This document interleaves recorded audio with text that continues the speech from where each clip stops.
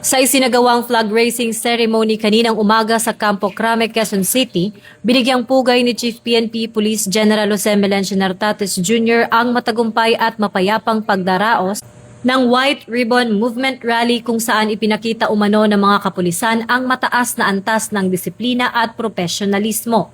Kinalala rin niya ang kooperasyon ng publiko sa pagpapanatili ng kaayusan sa naturang pagtitipon. Let me begin by commending all personnel deployed during yesterday's Trillion Peso March or the White Ribbon Movement.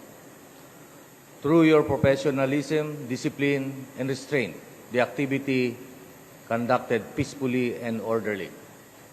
I also thank our Filipinos who cooperated with the PNP security measures and responsibility, exercised the right to peaceful assembly.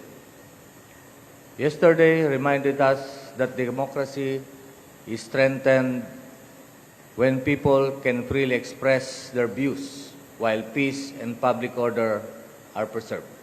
Inuulat din ang sunod-sunod na matagumpay na operasyon ng PNP laban sa iligal na droga, smuggling at kriminalidad, kabilang ang pagkakakumpiska ng milyong-milyong halaga ng smuggled cigarettes sa iba't ibang bahagi ng rehiyon at pagkakaaresto ng mga wanted persons. That same commitment to public service is reflected in our day-to-day law enforcement operations.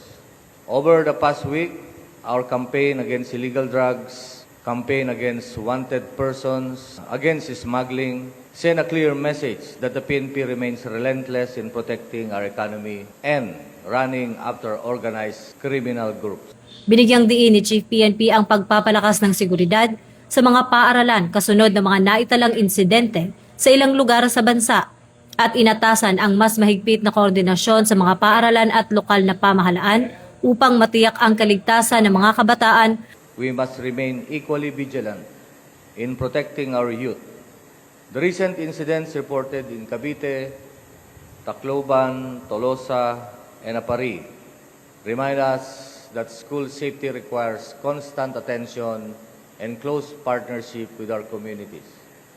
Ako po si Patrolwoman Sari Bernales, nagbabalita para sa Police News Network. Bagong PNP para sa bagong Pilipinas. Serbisyong mabilis, tapat at nararamdaman.